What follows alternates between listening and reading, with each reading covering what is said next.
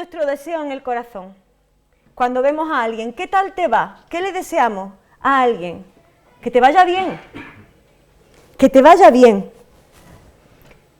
Ahora estas palabras hasta resultan un poco huecas cuando las decimos. Que te vaya bien. Es que no sabemos si le va a ir bien o no, pero que te vaya bien. Un deseo, es un buen deseo. Hijo, que te vaya bien. Que te vaya bien cuando nos despedimos a la gente, que vaya bien, hasta luego. O cuando alguien vaya a una entrevista de trabajo, que te vaya bien. Cuando los estudiantes tienen que hacer un examen, Aurora, que te vaya bien. Es un deseo del corazón, ¿verdad? A los amigos, a los familiares, cuando enfrentan tratamientos médicos, que os vaya bien, que te vaya bien. Es un deseo a veces para nosotros mismos o para otros, que nos vaya bien. Hay veces que se escucha decir esto con tal rotundidad, con tal convicción, que parece que fuera como una frase mágica, que cuando la repetimos con convencimiento, nos creemos que nos va a ir bien. Ese es el positivismo que hoy día se ve en todo. No nos preocupemos, que nos va a ir bien. Esta semana lo he escuchado con la enfermedad de mi sobrina. No, que va a ir bien. Hombre, en el Señor va a ir bien. Pero que va a ir bien. ¿O no? Porque a este hombre le va bien o no. Pues yo diría que le va muy bien para cómo le podía ir. Pero la realidad es que aunque lo repitamos y digamos que te vaya bien, no podemos controlar lo que vaya a pasar en nuestra vida. No podemos controlarlo. No lo controlamos por mucho que lo digamos, que nos vaya bien. Vamos a leer un texto en Deuteronomio 6, que esta frase se repite 3 veces en este capítulo.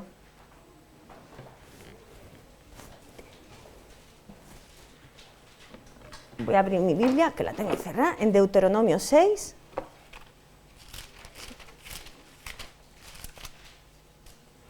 Mirad lo que dice el versículo 3 de Deuteronomio 6. Oye pues Israel, y cuida de ponerlos por obra. Se está refiriendo a las enseñanzas de los estatutos y los mandamientos de Dios. Para que te vaya bien en la tierra que fluye leche y miel, y os multipliquéis, como te ha dicho Yahvé, el Dios de tus padres. En el versículo 18 de Deuteronomio 6 dice: haz lo recto y bueno ante los ojos de Yahvé, para que te vaya bien y llegues a poseer la buena tierra que Yahvé juró dar a tus padres. Y en el 24 vuelve a decir: Yahvé nos mandó que cumplamos todos estos estatutos y que temamos a Yahvé, nuestro Dios, para que nos vaya bien todos los días y para que nos conserve la vida como hasta hoy.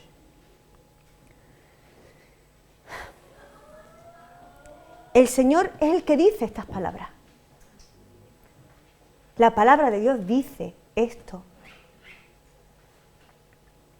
No somos nosotros repitiéndolo como una letanía.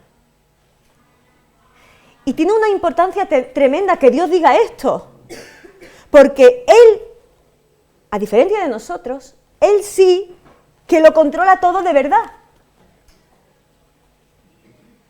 Nosotros somos capaces de decir que nos vaya bien, que te vaya bien, sin saber lo que va a pasar cuando pasemos ese escalón. Pero Él lo dice con el conocimiento de lo que va a pasar dentro de un rato, de lo que va a pasar mañana y de lo que va a pasar en nuestro futuro. Él sí que conoce todos los acontecimientos de nuestra vida.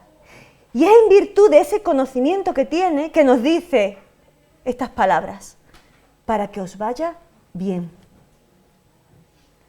Ahora, es verdad que una afirmación como esta, que tenemos en la palabra de Dios, se nos explica que es más que un deseo, es más que un buen deseo.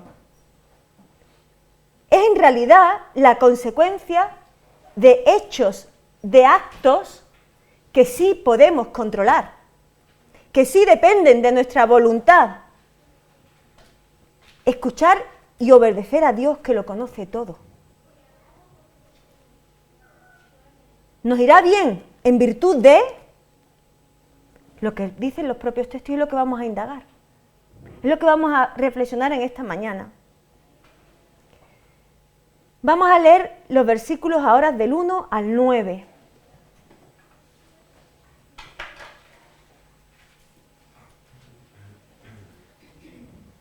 Deuteronomio 6, del 1 al 9.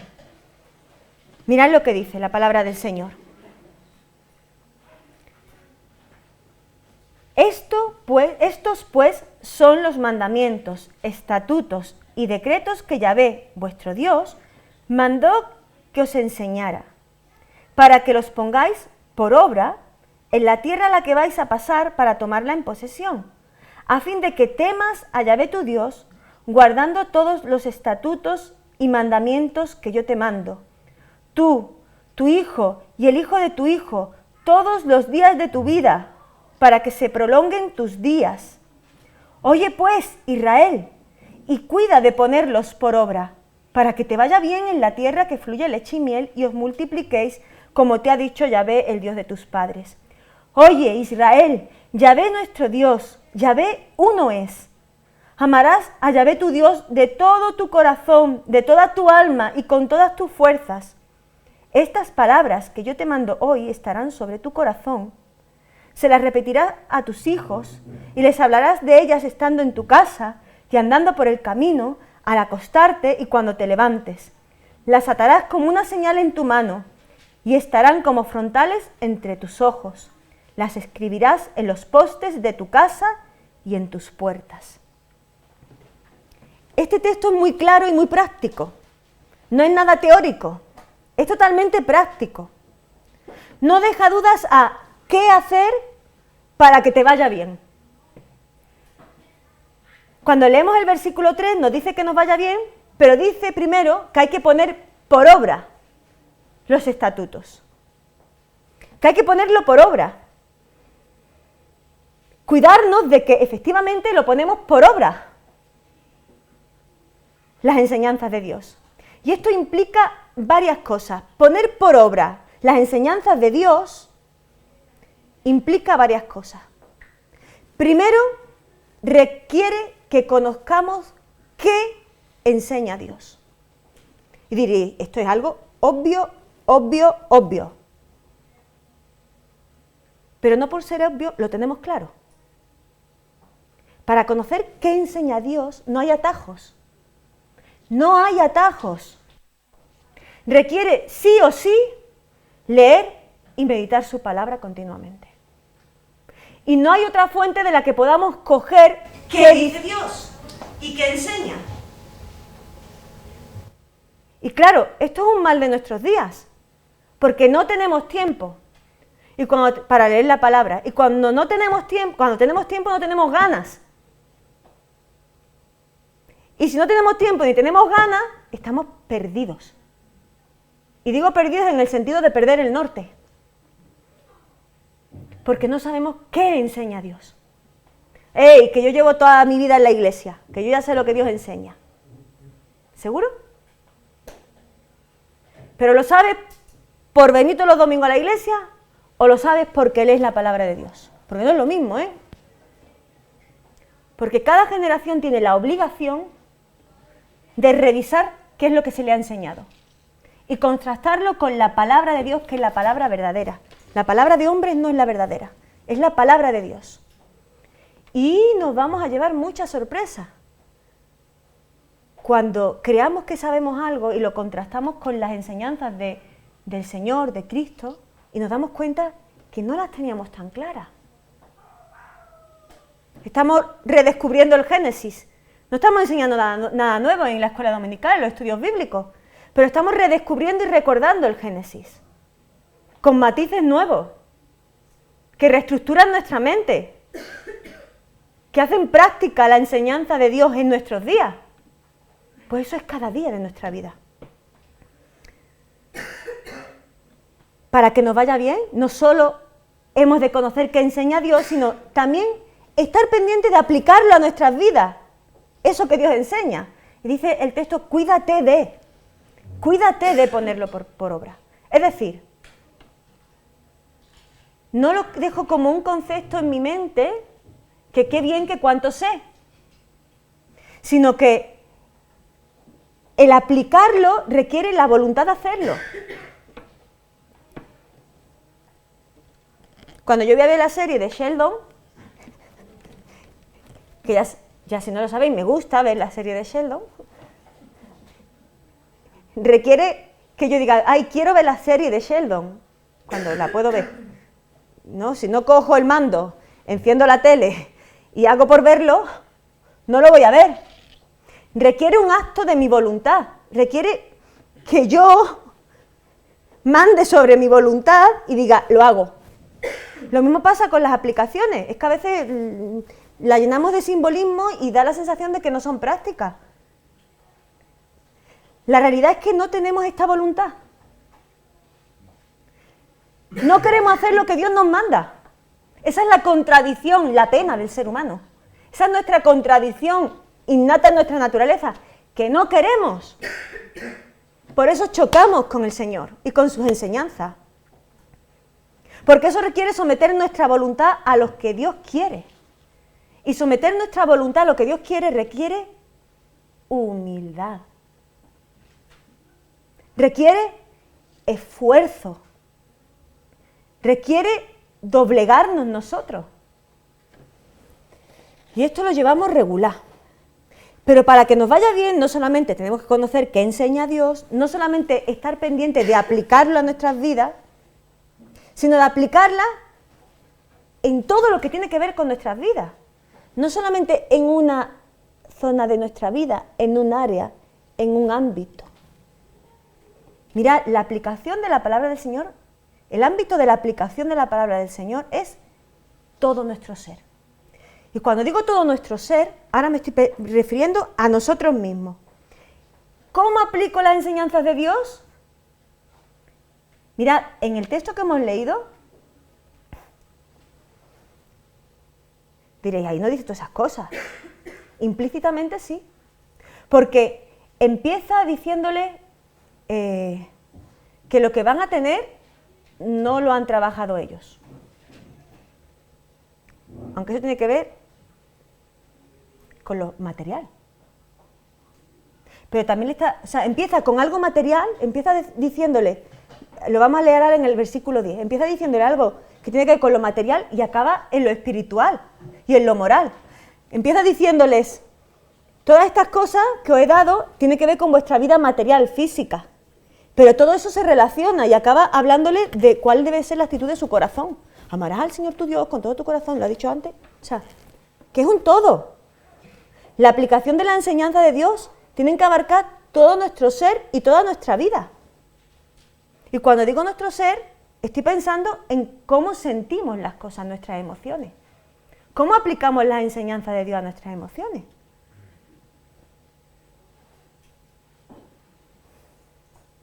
¿Cómo aplicamos los mandatos de Dios a nuestros razonamientos, a nuestra manera de entender la vida, a los asuntos de la vida?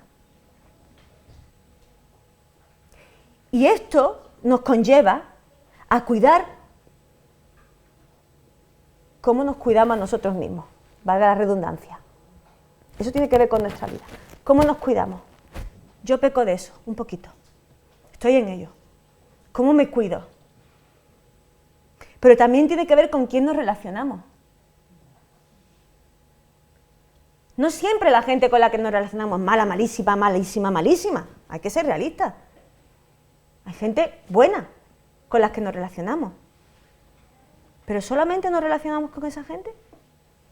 También tiene que ver con cómo administramos el tiempo. ¿Aplicamos las enseñanzas de Dios a la administración de nuestro tiempo? ¿Cómo nos relacionamos con nuestras familias más cercanas? ¿Cómo consideramos el trabajo? ¿O las amistades? ¿Los hobbies que tenemos? ¿Las finanzas? ¿Los bienes? ¿La naturaleza que Dios nos ha dado? Todo eso es ámbito de aplicación de las enseñanzas de Dios. Y yo daría un paso más todavía, esto estaría en el 4.5, el 4 del 6 al 9. Para que nos vaya bien, el que nos vaya bien requiere crear una manera de enseñar a los más cercanos. Diré, ¿y qué tiene que ver eso?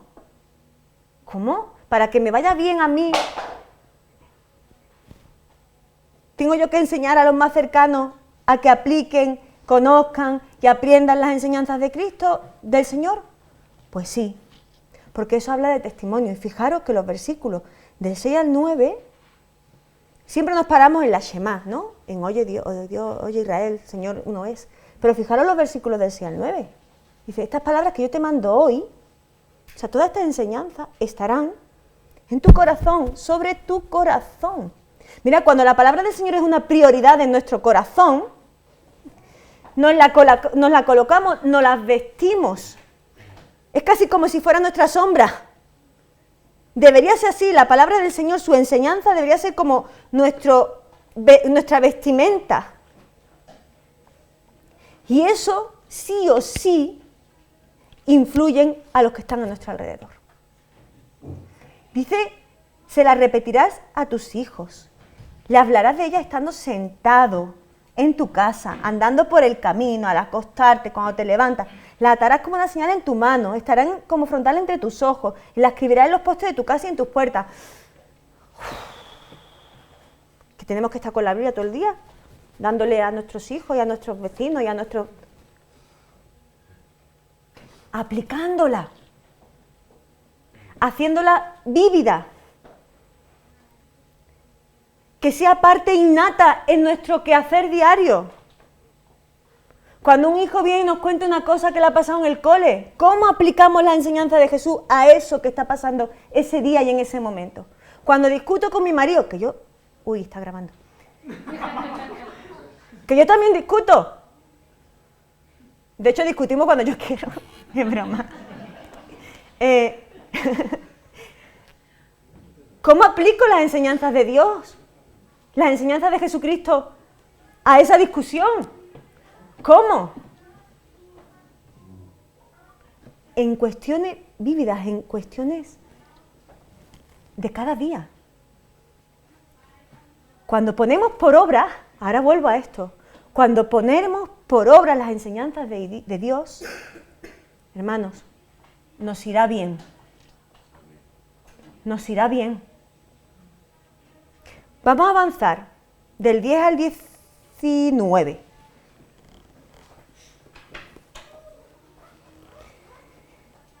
Cuando el Señor tu Dios te haya introducido en la tierra que juró a tus padres, Abraham, Isaac y Jacob, que te daría, en ciudades grandes y buenas, que tú no edificaste, con casas llenas de toda clase de bienes, las cuales tú no llenaste, con cisternas cavadas, que tú no cavaste, y viñas y olivares, que no plantaste.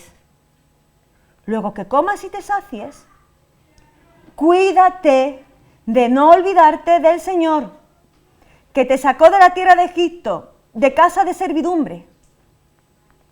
Al Señor, tu Dios, temerás, a Él solo servirás y por su nombre jurarás. No vayáis detrás de dioses ajenos, de los dioses de los pueblos que están en vuestros contornos, porque Yahvé, tu Dios, que está en medio de ti, es un Dios celoso. Su furor se inflamaría contra ti y te haría desaparecer de sobre la tierra. No tentaréis al Señor vuestro Dios como lo tentasteis en Masá. Guardad cuidadosamente los mandamientos del Señor vuestro Dios, sus testimonios y los estatutos que te ha mandado. Haz lo recto y bueno ante los ojos del Señor, para que te vaya bien y llegues a poseer la buena tierra que Yahvé juró dar a tus padres, y para que Él arroje a tus enemigos de delante de ti, como el Señor ha dicho. Antes he intentado explicaros que para que nos vaya bien hemos de poner por obra los mandatos de Dios, la enseñanza de Dios. Pero para que nos vaya bien, hemos de hacer lo recto y bueno ante los ojos del Señor. Eso dice el versículo 18. para que nos vaya bien, haz lo bueno y lo recto delante de los ojos del Señor. Y teniendo en cuenta que sus ojos son los únicos que nos ven siempre, y no en plan policial, para señalarnos y destruirnos, sino que los ojos del Señor, que nos ven siempre, nos dan seguridad. Nos hacen estar completamente seguros de la buena intención que Dios tiene, de cuidarnos y atraernos hacia Él. ¿Qué es lo bueno y lo recto a los ojos del Señor? Pues esa parte que hemos leído nos habla de esto. Mira, del versículo 10 al 12, lo bueno y lo recto es centrarnos en quien nos da y no en lo que nos ha dado o nos va a dar.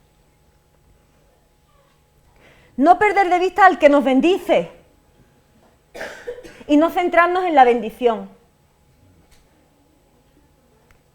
El pueblo de Israel, cuando iba a entrar en la tierra prometida, iba a disfrutar de cosas que Dios le iba a regalar, de las promesas que le había estado haciendo, de las bendiciones que le había dicho que iban a tener. Fijaros, ahí hemos leído casas llenas de todo, pozos de agua, plantaciones, alimentos, y les dice una y otra vez, cada vez que le van nombrando eso, dice, que tú no lo hiciste, que tú no lo tuviste, que tú no trabajaste por ello, que no son tuyas, que yo te las doy. Es más, no solamente le habla de cosas materiales y físicas, sino también le dice que le iba a dar la condición de libres, que ya no eran esclavos, que te saqué de. Así que administra ahora todo lo que te doy, como buen administrador. Y ante esto les tiene que recordar que todo lo que iban a disfrutar era gracias a la misericordia de Dios. Hermano, hermana, todo lo que tienes es de Dios. Nada es tuyo. Lo que tenemos no es nuestro.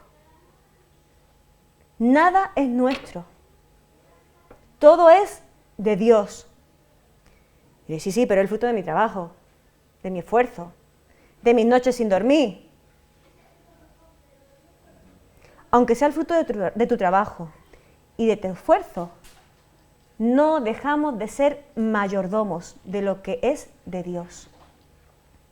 Piensa en algo que tienes, en lo más preciado que tienes. No me lo digas. Yo voy a pensar también en lo más preciado que tengo. ¿Creéis que eso es lo que habéis pensado que es lo más preciado que tenéis? ¿Es mayor que Dios? Si lo piensas, tienes un problema muy serio, ¿eh? Y eso es lo que has pensado que es lo más preciado que tienes. ¿Lo entregarías por obedecer a Dios? ¿Se lo entregarías a Dios si te lo pidiera? ¿No? Pues tenemos un problema. Porque entonces estaremos centrados en lo que tenemos, en las cosas que Dios nos da y no en el Dios de las cosas. Para hacer lo bueno y lo correcto no es una cuestión de obras, es una cuestión de prioridad de corazón. Para hacer lo bueno y lo correcto delante de los ojos del Señor para que nos vaya bien, es centrarnos en Dios, en Jesucristo. Pero del 13 al 14 podríamos resumir esa parte diciendo que para hacer lo bueno y lo correcto tenemos que seguir siendo leales a Dios. Y digo seguir siendo, no que no lo seamos, sino seguir siendo. Al pueblo le dijo, escucha, acuérdate, que ahora cuando entre a la tierra prometida, tan vistosa, tan buena, que ya lo vas a tener todo, no vas a tener necesidad de nada, escucha se dice en Málaga, escucha. Que no te vuelvas a los dioses de aquel pueblo, a las costumbres de aquel pueblo. Sígueme siendo leal. Y este es el peligro de nuestra condición humana. Otra vez, la contradicción más profunda de nuestro ser. Oye, que nos contraponemos a Dios una y otra vez. Nos contraponemos al benefactor de nuestra alma y de nuestra vida. Mirad, en tiempo de angustia y necesidad lo buscamos. ¿Cuándo te acuerdas de la tormenta, cuando truena? ¿De Santa Rita? Eso. Santa Rita es lo que se da, no se quita, no. Santa Bárbara. Yo qué sé, es una santa que dice que solamente te acuerdas de Santa Bárbara cuando truena. Eso, no me salía. Gracias. Pues eso, a veces nos acercamos mucho al Señor cuando estamos pasando por necesidad. Oye, que Santa Bárbara no sé si existiría, sería una santa, pero no da nada, ¿eh? Santa Bárbara no da nada. Lo buscamos cuando llega el tiempo de la angustia, el tiempo de la necesidad. ¿Y qué pasa cuando llega el tiempo de la calma, de la estabilidad y de la prosperidad? ¿Nos alejamos? ¿Y ponemos nuestra lealtad en otras cosas? ¿En otras personas? ¿Cambiamos nuestra lealtad de Dios hacia Dios, siendo leales a lo que Él nos concede? Dígase trabajo, amigos, hobby, familia, hijos. Seguir siendo leales a Dios. Dice ese texto. Estoy en medio de ti. Estoy en medio de ti. Se le decía al pueblo, que no me he ido, que estoy aquí. Estoy en medio de ti, aunque tú no me veas o no me sientas o no me quieras ver. Pero estoy aquí en medio de ti. Y soy celoso. Te requiero. Te quiero. No te quiero compartir. Te quiero para mí. Eso es lo que nos dice el Señor. No quiero que compartas mi lealtad con otras cosas ni con otras personas. Diríamos, jolín, Señor, dame un poquito de espacio, un poquito de aire. Pero fijaros la advertencia tan seria que le dice. En el versículo 16. No tentaréis al Señor vuestro Dios,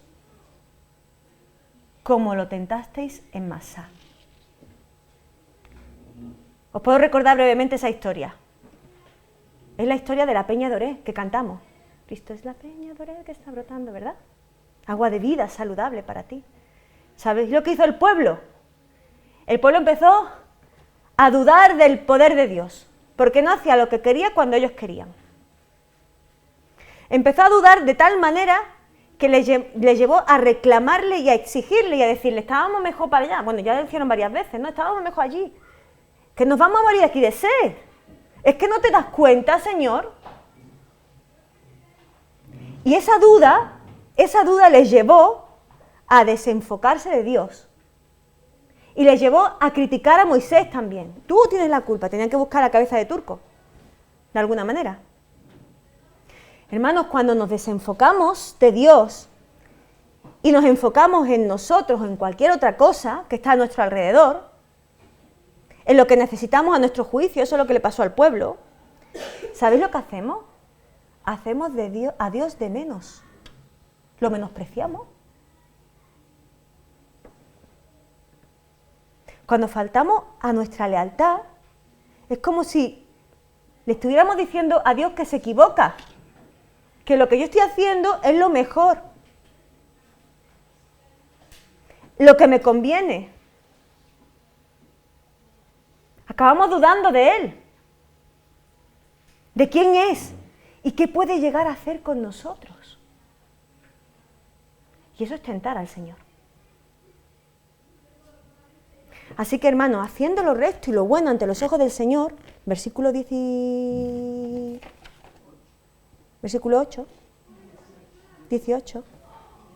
versículo 18, nos irá bien. Nos irá bien. Y por último, versículo 20 al 25. Mañana, cuando te pregunte tu hijo, ¿qué significan los testimonios, estatutos y decretos que el Señor nuestro Dios os mandó? Dirás a tu hijo, Nosotros éramos siervos del faraón en Egipto. Y Yahvé nos sacó de Egipto con mano poderosa. Yahvé hizo delante de nuestros ojos señales y milagros grandes y terribles en Egipto, contra el faraón y contra toda su casa. Y nos sacó de allá para traernos y darnos la tierra que prometió a nuestros padres.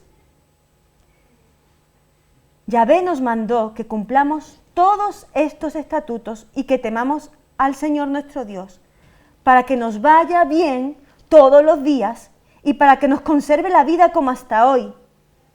Y tendremos justicia cuando cuidemos de poner por obra todos estos mandamientos delante del Señor nuestro Dios, como Él nos ha mandado. Para que nos vaya bien, versículo 24, hemos de temer al Señor nuestro Dios. Y no temor terrorífico.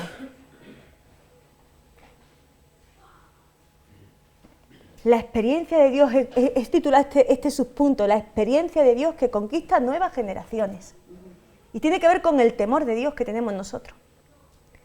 Hermanos, revisemos nuestro testimonio. Revisemos cómo es nuestro temor, respeto, consideración al Señor. Revisemos cómo contamos y vivimos sus enseñanzas a nuestros hijos, a nuestros nietos, a nuestros sobrinos.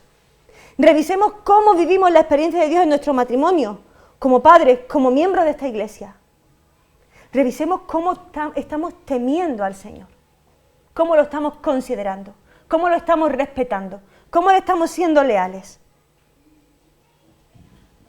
Porque ese testimonio, no nos equivoquemos, es verdad que el mundo va a ejercer influencia sobre nuestras casas, nuestras familias, nuestras vidas, pero nunca mayor que el testimonio que damos en casa y a los más cercanos. Y la experiencia de Dios, nuestra experiencia con Dios, cuando la vivimos íntegramente, conquista a las generaciones siguientes. Porque es una experiencia que extiende la experiencia de Dios es una experiencia que extiende su bendición a las siguientes generaciones. La extiende. Está diciendo el texto, cuéntale a tus hijos lo que hizo el Señor con nosotros. Cuéntale todas aquellas cosas.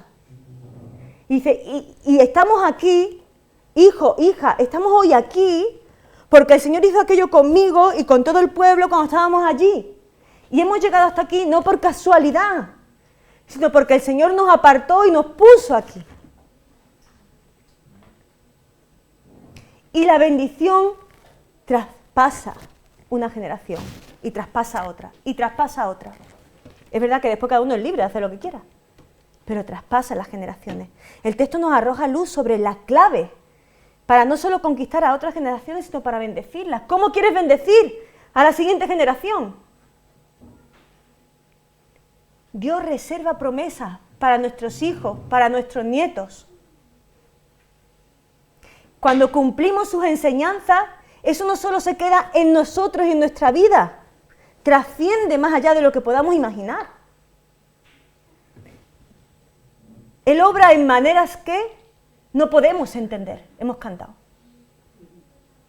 Y de esto se trata, Él obra en maneras que no podemos entender. Cuando yo escuchaba el testimonio de este hombre, con cosas que decía, que no lo puedo entender. ¿Cómo ha llegado un niño guerrillero, apartado de todo, periodista, a conocer al Señor? Y le da igual su vida, no importa que su cabeza esté, ¿cómo se dice? No me acuerdo. Que esté, vamos, que la cortan, que esté señalado, no puede darse a conocer. Que no le importa, hermano, que quiere bendecir a la siguiente generación. Hermano, estamos marcando la vida de los demás, querámoslo o no, la estamos marcando. Que no es una cuestión personal vivir a Cristo. Siempre hemos dicho, es que el Señor es personal, es mi Salvador personal. Oye, que no nos lo apropiemos tanto. Que no, que la intención del Señor no es solo ser nuestro Salvador personal. Que la intención del Señor es el Salvador de nuestras vidas, de nuestras familias, de nuestras casas, de nuestros hogares. Esa es la intención del Señor. Por eso, el temor y el respeto a Dios debe llevarnos a entender que Él tiene la primera y la última palabra en todas las cuestiones de nuestra vida y de nuestra casa.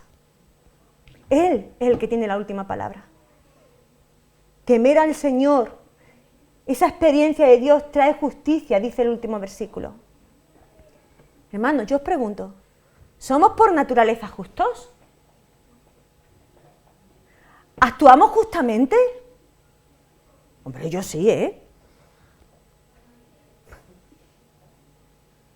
A Abraham le fue contado por justicia, y madre mía la que lió Abraham y Sara. El texto lo que dice es que si obedecemos fielmente todas las enseñanzas ante el Señor nuestro Dios, tal como nos lo ha ordenado, entonces seremos justos. ¿Qué dice el Nuevo Testamento? Que el justo por la fe, ¿en quién? ¿En nosotros?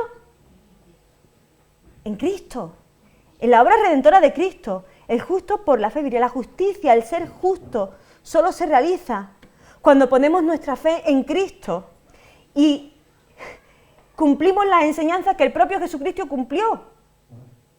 Nos lo enseñó, Él nos enseñó a hacer lo bueno y lo correcto, a temer a Dios, el Padre de verdad, de la manera correcta. Le fue leal al Padre hasta la muerte, muerte de cruz. Cumplió su plan, su propósito, porque había una obra más alta que la vida humana en sí. Había algo más excelso que todo eso. ¿Cómo es el temor y la lealtad que le profesamos al Señor? Temer al Señor nuestro Dios. Así que temiendo al Señor nuestro Dios nos irá bien. Y concluimos. Hermanos, cuando Dios nos está aconsejando en un texto como este, es verdad, del Antiguo Testamento, apenas hemos nombrado a Cristo. A veces puede parecer difícil o ilógico tomar en cuenta los consejos de Dios, los consejos del propio Jesucristo. Pon la cara, cuando te den una torta, pon la otra. Tienes dos túnicas, quédate con una, dale la otra al otro. Pero no se la pida, no se la preste, dásela. Y así podríamos estar diciendo cada enseñanza de Jesucristo de cómo vivir una vida agradable. Y algunas son un poco raras e ilógicas. Diríamos, bueno, es que es de aquel mundo oriental allí, en aquel primer siglo. No tiene mucho que ver con nosotros. Cuando Dios nos aconseja, cuando Jesucristo nos aconseja, no es para complicarnos la vida. ¿Es para ponernos en apuro? Bueno, la verdad que a veces nos ponen en apuro, cuando tenemos que decidir.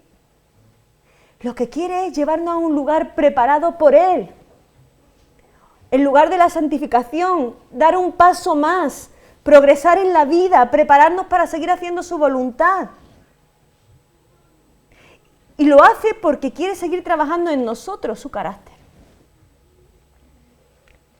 En el capítulo 5 de Deuteronomio, el versículo 29 dice: ojalá siempre tuvieran tal corazón que me temieran y guardaran todos los días todos mis mandamientos para que a ellos y a sus hijos les fuera bien para siempre.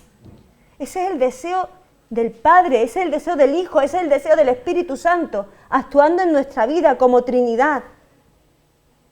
Todo lo que Dios te pide responde a la intención y al deseo de Dios de que te vaya bien. Y no solo a ti, sino a los que van a depender de ti y a los que van a seguir dependiendo más tarde y a la siguiente generación, porque solo atendiendo a esa petición es que se vive en paz, sin angustia. Cuando aprendemos a responder a Dios sin negociar, sin razonarlo todo, sin huir como hizo Jonás, nos irá bien, en vez de vivir las consecuencias de darle la espalda a Dios. Hermano, es verdad que a veces hay que sacrificar cosas para obedecer a Dios, pero ese sacrificio vale más que no hacerle caso y caminar sin propósito definido. A veces Dios nos demanda cosas que a otros no les demanda, o que a otros parece que no les pide. A veces Dios nos demanda cosas y no nos da explicaciones. Incluso a veces obedecemos y no vemos de inmediato el fruto de esa obediencia. Pero si estamos convencidos de que Jesucristo nos ama y que tiene propósito para nuestra vida, nos rendiremos. Nos rendiremos con plena convicción en que Él, pase lo que pase, al final hará que nos vaya bien. Y quiero terminar con el texto de Filipenses 5.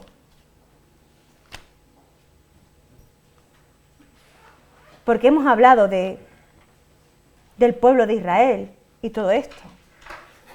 Pero no hay mayor ejemplo de sacrificio, de obediencia a las enseñanzas que el mismo Jesucristo vivió en su carne. Aquí cuando se hizo hombre. Filipenses capítulo 2, versículos del 5 al 11, que casi no lo sabemos de memoria. Casi no lo sabemos de memoria. Y fijaros. Pero ahora leámoslo pensando en todo lo que hemos estado viendo. Pensando en poner por obra las enseñanzas de Jesús, hacer lo bueno y lo recto ante los ojos del Señor, temer al Señor. Y digamos si este no es el ejemplo magnánime, el más grande de todos, que hizo eso. Y lo que dice ese texto es que nosotros hagamos lo mismo. Haya pues en vosotros este sentir que hubo también en Cristo Jesús. Él, siendo en forma de Dios, no estimó el ser igual a Dios como cosa a que aferrarse, sino que se despojó a sí mismo. Tomó la forma de siervo y se hizo semejante a los hombres. Más aún, hallándose en la condición de hombre, se humilló a sí mismo, haciéndose obediente hasta la muerte y muerte de cruz. Por eso Dios también lo exaltó sobre todas las cosas y le dio un nombre que es sobre todo nombre, para que en el nombre del Señor se doble toda rodilla de los que están en los cielos, en la tierra y debajo de la tierra, y toda lengua confiese que Jesucristo es el Señor, para gloria de Dios Padre. Yo lo confieso, Jesucristo es mi Señor. Y no para mi gloria, sino para la gloria de Dios Padre. Y cualquier cosa que podamos hacer o no hacer, nada es fruto nuestro, o mío en este caso, sino es el querer como el hacer que Dios pone en mi corazón. Hermanos, que en el día de hoy nos vayamos con esto. Sí, nos irá bien en el Señor. En el Señor. En los propósitos y planes del Señor.